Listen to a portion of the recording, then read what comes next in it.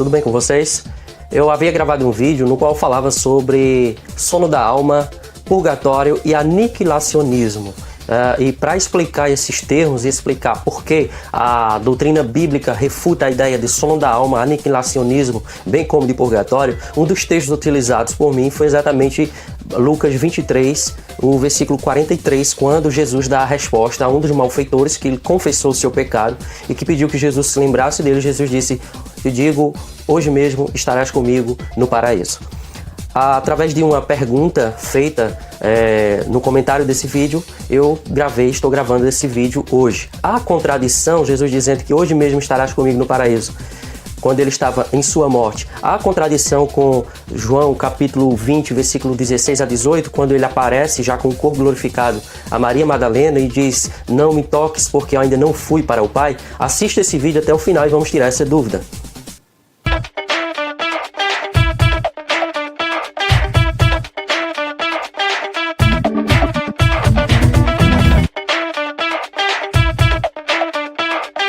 Bom, em primeiro lugar, eu quero agradecer a todos vocês que estão aí comentando, que estão dando like, que estão de alguma forma contribuindo aí para o canal Secularizando.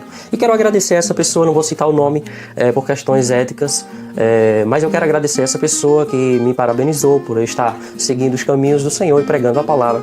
Mas também ela fez uma pergunta bastante intrigante, na qual eu vou colocar aí para você, tá? E a resposta dessa pergunta, essa pessoa fez a pergunta, com certeza ela ainda não assistiu o meu outro vídeo, que no final desse vídeo eu vou colocar aqui em cima, tá? Que é o que significa seio de Abraão. Então você vai lá quando terminar esse vídeo e olha lá. Eu creio que essa pessoa não assistiu esse vídeo meu, que significa seio de Abraão, porque a pergunta que ele fez, ele insistiu na pergunta dizendo que eu não havia entendido. Então vamos lá, vou colocar aí para você. Fico feliz de vê-lo em Cristo se dedicando ao ministério da palavra. Uma pergunta: vi no vídeo que você diz que Jesus e o malfeitor subiram no mesmo dia para o paraíso no céu. Se Jesus e o malfeitor subiram naquele mesmo dia, por que após ter ressuscitado, Jesus disse a Maria Madalena que não o tocasse, porque ainda não havia subido? João 20, 16 ao 18. Bem, pessoal, e a isso eu escrevi lá a seguinte resposta: quando ele aparece a Maria, ele está ressurreto. Portanto, não foi uma teofania, não foi a sua alma que apareceu, era o corpo real. Quando ele garante ao malfeitor que ele estaria naquele dia mesmo no paraíso, a sua alma está deixando o corpo. Ou para onde então iria a alma de Jesus nesse período em que ele esteve morto? Se o seu corpo foi para o sepulcro, onde estaria então a alma de Jesus? Para não nos perdermos, se faz necessário estudar o contexto da passagem, o campo semântico de cada passagem, porque ele também aparece a Tomé, Tomé o toca, aparece também a outras mulheres e essas mulheres também o tocam. Então, tanto que a tradução da palavra literal não é me toques, e sim não me detenhas, ou não me atrase, ou não me atrapalhe. Então, o comentário feito a Maria lembrou-a de que ele não havia meramente se recuperado de uma enfermidade, mas sim que ele havia ressuscitado. E essa palavra implica de que ele tenha tentado abraçar, aliás, que ela, Maria, tenha tentado abraçar os pés de Jesus, como era um hábito comum para alguém que não queria que o outro fosse embora, agarrar os seus pés, em sinal tanto de respeito como de emoção, de carinho, de amor, de afeto pela pessoa. Foi assim que eu respondi. Isso, na verdade, está de acordo com a maioria dos comentaristas os quais eu consultei. Comentário William MacDonald, comentário J.A. Castle, comentário NVI F.F. Bruce, comentário William Barclay, comentário bíblico da própria Bíblia de Estudos de Genebra, versão ampliada, Bíblia de Estudos Shed, comentário bíblico Esperança, comentário bíblico Matthew Henry, comentário bíblico Moody. Então, dentro das minhas possibilidades, o que eu pude consultar, eu consultei, bem como fui também no texto original, no qual a palavra, quando Jesus diz a Maria, não me toques, a palavra seria mais ou menos, seria melhor interpretado se fosse não me detenhas, não me atrase, porque a ideia não foi do toque, tá? E aí ele disse, essa pessoa disse: não, você não entendeu o que eu perguntei. Eu perguntei porque lá você disse no outro vídeo que Jesus havia dito que estaria no paraíso. se ele esteve no paraíso após sua morte, como depois que ele está ressurreto, ele aparece a Maria Madalena e diz que não o tocasse ou não o detivesse, porque ele ainda não teria ido para o Pai. Diante disso, a pergunta que eu faço é, então quer dizer que Jesus mentiu? Jesus disse, hoje mesmo estarás comigo no paraíso, e Jesus não foi. Então, essa seria a primeira pergunta que eu faria. A outra, dentro daquilo que eu tenho pesquisado, é exatamente de que os historiadores e os pais da igreja já colocavam de que a interpretação desse texto não é para colocar em contradição as escrituras, porque quando fazemos uma interpretação bíblica, cabe a nós ler, explicar o texto e aplicar o texto de acordo com o seu contexto, com o campo semântico, com quem está no contexto, no cenário e com quem está sendo tratado. Porque senão a gente vai correr o risco de, ao invés de fazer uma exegese, fazer uma exegese. Uma exegese, que é o que fazemos para pregar a sã doutrina, a palavra de Deus, é a gente ler o texto, ir nos originais, ir no contexto, para do texto extrair a essência do evangelho. Extrair a mensagem de aplicação vai ser tirada do texto. A exegese, que me parece foi a posição do irmão aqui, é quando você não vai direto no texto para extrair. Você já tem a ideia, você formulou a ideia na sua cabeça e aí você sai pegando textos, fazendo uma coxa de retalho para dar apoio àquela sua ideia. Tanto é que essa interpretação lá de João, capítulo 20, 16 a 18, todos esses comentaristas que eu citei, que no final do vídeo vai estar como fonte aqui, as fontes consultadas você também pode consultar. Nenhum deles faz menção, porque o centro que está sendo tratado não é se Jesus subiu ou desceu. Até porque essa é outra ideia bem errada que os cristãos têm, essa ideia de subir e descer como sendo geograficamente falando, em cima e embaixo. Tá? Isso em termos espirituais tem a ver com o caráter da natureza, se a pessoa está em queda, em um estado de desgraça, de decadência, tem a ver com isso, na maioria das vezes que aparece nas escrituras, não com questões geográficas de estar no centro da terra, embaixo da terra, em cima, é outro erro, mas isso a gente pode falar em outro vídeo. Quando eu voltar ao céu, o Espírito Santo será enviado à terra. Comentário bíblico de William MacDonald. Mas Jesus diz, estou voltando. A aparição de Jesus a Maria agora é para assegurar ela que ele está voltando para o Pai. F.F. Bruce, comentário bíblico NVI. A explicação do D.A. Carson no comentário daquele texto, a palavra original lá para eu ainda não subi, é verdadeiramente eu não subi ou eu não ascendi. A palavra anabaino. A explicação que a maioria dos comentaristas dão para isso não é para colocar em contradição com outro texto. A ênfase não é no eu não subi ainda, não pode me tocar, não pode me deter porque eu não subi. Ali a ideia é a seguinte, olha Maria, você não precisa desesperar porque eu ainda vou estar por aqui. O sentido é esse. Eu vou ler aqui o que Carson disse. Assim você não tem de se prender a mim como se eu estivesse para desaparecer permanentemente. Esse é o tempo para a alegria e para compartilhar as boas novas, não para grudar em mim como se eu fosse algum sonho privado muito bem protegido que se tornou realidade. Não, a ideia não precisa me atrasar, desgrude de mim, porque eu não vou para o Pai ainda. Eu ainda não fui, eu ainda estou aqui. Agora é a hora de você avisar os outros, chamar as outras mulheres, avisar os discípulos. Tá? Então a ideia central é essa, não tem a ver aí colocar a Bíblia contra ela mesma. Na verdade, depois que ele tentou colocar a teologia dele, o que ele entende dentro, encaixando com textos isolados das Escrituras, que eu vou citar aqui para vocês, eu percebi que ele não estava interessado na minha resposta. Na verdade, ele queria mostrar a resposta dele. Como isso eu creio que não é bom para o crescimento do reino de Deus, está instigando esse tipo de debate, o debate saudável sim, mas esse tipo de debate que as pessoas não se importam em conhecer o pensamento do outro, mas sim pergunta simplesmente porque quer zombar da resposta e dizer, eu quero mostrar a minha posição, tá? Então, eu vou responder nesse vídeo, mas sem querer fazer essa intriga ou sem querer levar para alguma coisa pessoal, apenas porque nós temos que entender a Bíblia como revelação de Deus, como escritura inspirada, e entender que o que nós temos aqui em mãos é a palavra de Deus e que nós temos que retirar a aplicação dela e não a gente formular a nossa ideia e depois ir para ela. Então por isso que se estuda os originais gregos e hebraicos e aramaicos, exatamente para não corrermos esse risco. Olhar se de fato aquele contexto, aquela linguagem estava querendo dizer aquilo, para a gente não querer dizer coisas com as nossas próprias palavras e ir para a tradução ali que nós temos em língua portuguesa e querer aplicar aí uma teologia que não existe. Então é o seguinte, Lucas 23:43 está dizendo aquilo mesmo. Jesus garante a salvação àquele que se arrepende, àquele que tem um coração contrito e quebrantado diante do Senhor. E ele diz, Jesus está morrendo e ele diz, hoje mesmo estarás comigo no paraíso. Independentemente se o paraíso é em cima, embaixo, questão geográfica. Hoje mesmo estarás comigo no paraíso. Lembrando, paraíso, nas Sagradas Escrituras dos originais, a palavra que é traduzida por paraíso ou por céu são sinônimos, ok? Quando o texto fala de paraíso, que a tradução coloca paraíso, pode ser céu, e aí eu vou colocar, tá? Vou colocar as variantes aqui no texto grego, para não deixar dúvidas para você. Bom, pessoal, esse aqui é o programa que eu uso. Ele tem tanto o Antigo Testamento em hebraico, quanto o Novo Testamento em grego, koiné, que foi a língua usada pelo Espírito Santo para falar conosco, tá? Por meio dos escritores bíblicos. Então a palavra aqui do Lucas 23:43, aqui 43, é essa palavra aqui, ó.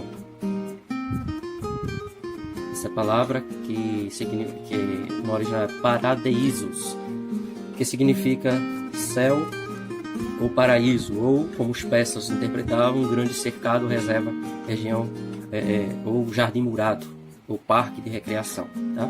Mas ela é sempre sinônimos assim, ó, céu, paraíso. Tá bom? E eu concordo muito bem de que o corpo de Jesus foi para o sepulcro naqueles dias e a sua alma, logicamente, ela foi para algum lugar. E se Jesus prometeu que estaria com ele, eu concordo com as afirmações desses dois pais da igreja que eu vou colocar aqui, bem como dos outros comentaristas que eu citei aqui. Você vai dar uma olhada lá, se você puder, tiver esses comentários bíblicos para exatamente analisar. Então, se muita gente que são mais estudiosos do que eu, que estudaram com mais afinco as escrituras, eles batem o martelo, eles explicam muito melhor do que eu prefiro estar com eles do que eu formular minha própria ideia e de repente a minha ideia que eu formulei e procurei textos bíblicos para apoiá-la está em contradição com tudo aquilo que a igreja primitiva, que a igreja dos pais da igreja e de toda a reforma protestante pregaram até aqui, e aí eu descobri a roda e eu descobri uma teologia diferente. Eu prefiro não correr esse risco, porque a palavra de Deus é muito séria. Eu prefiro ir a ela, esperar que ela fale e retirar dela a mensagem para a minha vida, não ir com o meu conceito para procurar texto, fazer uma coxa de retalho. Veja aí o que os pais da igreja dizem acerca dessa morte, desse afastamento da alma de Cristo durante aquele período, que ele morre e seu corpo fica no sepulcro. Deus, o Filho, não impediu a morte de separar a alma do corpo, segundo a ordem necessária à natureza, mas os reuniu novamente, um ao outro, pela ressurreição. Gregório de Nissa. Pelo fato de que, na morte de Cristo, a sua alma tenha sido separada da carne, a única pessoa não foi dividida em duas pessoas, pois o corpo e a alma de Jesus existiram da mesma forma desde o início da pessoa do Verbo. E na morte, embora separados um do outro, ficaram cada um com a mesma e única pessoa do Verbo. Um dos pais da igreja e doutor da igreja, patriarca de Constantinopla, João Damasceno. Para o vídeo não ficar muito longo, eu vou apenas ler a resposta dele aqui, tá ok? Ele diz, eu vou responder a pergunta. Onde então iria a alma de Jesus nesse período em que esteve morto? A resposta, ele coloca agora. Jesus pregava que passaria 3 dias e 3 noites no seio da terra. Mateus 12:40. Bem, eu consultei, eu não li só Mateus 12:40, eu li o contexto todo. E não quer dizer isso, não é em relação a isso, tá certo? Mas você pode ler todo. Primeira observação, ele coloca. Ele não pregava que subiria ao céu nos 3 dias correspondentes à sua morte. Não pregava. Mas lembra daquela questão de achar que subir e descer tem a ver com questão geográfica? O apóstolo Paulo até menciona que Jesus desceu às partes mais baixas da terra. Em Efésios 4:8-10. Tem que ser estudado à parte, e não só Efésios 4, do 8 ao 10, mas a perícope toda, que vai do 7 até o 16, tá certo? Para explicar melhor, porque de repente é diferente, e acontece muito com o jornalismo hoje na política. O político tem lá 1 hora de discurso ou 1 hora de entrevista, mas o repórter ele pega aquilo que lhe interessa, porque ele vai formar, ele já tem um conceito formado, ele vai pegar aquela parte ali, aquele trecho que chama a sua atenção e que encaixa naquilo que ele acredita e pega só aquela parte. E de repente aquilo ficou fora de contexto. Então é mais ou menos, se a gente não tiver cuidado com as escrituras. Ele diz, coincidentemente, esse era o tempo que levaria para ele ressuscitar, que eu não entendi. Esse tempo que Eu não vi essa afirmação nas escrituras não, de que aqui de Efésios diz que ele desceu às partes mais baixas e coincidentemente esse era o tempo que levaria para ele ressuscitar. Bom, e ele cita João 2, 20 e 21. Destruir esse templo, em 3 dias levantarei. Ele falava do seu corpo, correto. Falava em relação ao seu corpo. Jesus promete ao ladrão na cruz que no primeiro dia da sua morte ambos estariam no paraíso. Lucas 23, 43, correto? Medite, ele disse. Se Jesus disse que passaria 3 dias e 3 noites no seio da terra, e prometeu ao ladrão da cruz que ambos estariam no primeiro dia da sua morte no paraíso, significa que o paraíso estava localizado no seio da terra. A formulação da doutrina dele é de que o paraíso é diferente do céu e o paraíso estava no seio da terra, em um lugar espiritual criado por Deus. Agora dá para entender porque Jesus, após ter ressuscitado, disse a Maria Madalena que não havia subido. Ele está tratando em termos geográficos, o céu em cima, aqui no seio da terra, o paraíso. Isso ele disse porque não precisou subir para cumprir o que prometeu ao homem na cruz. Mas ele desceu com o ladrão lá da cruz ao seio da terra onde estava o paraíso. E aí ele cita João 20, 16 e 17. Texto que está em questão. Após 40 dias, Jesus sobe aos céus e espiritualmente leva cativo o cativeiro, a saber, o paraíso. Leva cativo o cativeiro, ele disse que era o paraíso que Jesus levou. Atos 1, 1 e 9, e Efésios 4, 8 ao 10. Veja, textos sempre bem pequenos, que precisam ser analisados como um todo, tá? Não temos tempo para analisar todos aqui, mas o que for mais importante eu vou pegar aqui para você. Tendo Jesus levado o paraíso para o terceiro céu, o apóstolo Paulo agora disse, referindo a ele mesmo, que conhecia um homem que subiu ao terceiro céu, ao paraíso, e ouviu palavras inefáveis. É bem complicado aqui. É uma distância, uma discrepância aí de contexto e campo semântico terrível. Quando a gente faz uma exegese, a gente analisa contexto próximo, são textos mais próximos que ajudam a encaixar a ideia, a ver de fato o que Jesus estava tratando, o que o texto estava tratando. E o contexto remoto são textos mais remotos, mais distantes, mas que estão dentro do mesmo pensamento, estão falando da mesma coisa. Esse texto aqui não está falando da mesma coisa não, amigo, tá? Não está falando da mesma coisa, é totalmente diferente. Hoje o paraíso está no terceiro céu, ele disse, mas antes da subida de Cristo não estava, mas sim no seio da terra. Os que morriam salvos na velha aliança, suas almas iam para o seio da terra. Hoje o espírito dos que morrem em Cristo vão para o terceiro céu, onde hoje está o paraíso. Lucas 16, 19 ao 31, Jesus descreve como era esse lugar no seio da terra. Lá Jesus conta uma parábola, inclusive eu falei no vídeo, o que é o seio de Abraão, tá? E ele diz aqui que Jesus descreve ou narra como era esse lugar. Jesus ali, você vai ver no vídeo, no final desse vídeo você clica lá, o que é o seio de Abraão, você vai ver que Jesus se utiliza de uma linguagem, uma história que já existia na época, que os judeus conheciam bem. Jesus está discutindo com fariseus ali. E ele se utiliza dessa história para mostrar aos fariseus, olha, vocês dizem que os pobres não têm vez no reino de Deus, vocês cheios de púrpura, cheios de dinheiro, mas aqui na parábola que Jesus conta, olha, é o rico quem está sofrendo. Aquilo não é literal, gente, tá? É uma parábola que Jesus se utiliza de uma ideia que já existia, mas está completo lá no meu vídeo e com certeza ele não observou isso. Ele diz, o restante do ensino está correto. Só falta um entendimento completo acerca do paraíso, ele diz, para entender que nem sempre o paraíso esteve no céu, mas era no seio da terra. Bom, obrigado, agradeço muito, eu quase ia dizendo o nome dele agora, é meu amigo de um bom tempo, e agradeço pela força aí, por ter assistido meu vídeo, assista lá o outro também, pela ideia aí que você passou, embora eu discorde, e creia piamente de que, até pela falta de fontes, né? Eu pedi a ele fontes, de onde ele tirou, e ele disse que a fonte, aqui ele respondeu, as fontes são o que Jesus disse, as referências que eu citei. Bem, aí fica complicado, né? Dizer alguma coisa, porque essa é a interpretação dele. Então, um forte abraço para vocês. Eu vou só fazer aqui uma análise, tá? Do texto aqui no original que eu tenho no programa e a tradução acerca de paraíso. Algumas passagens que falam de paraíso que se refere a céu e de céu que se refere a paraíso, que são a mesma coisa. Bem como o seio de Abraão é o céu, é o paraíso, tá bom? Forte abraço, Deus abençoe e no próximo vídeo a gente se encontra.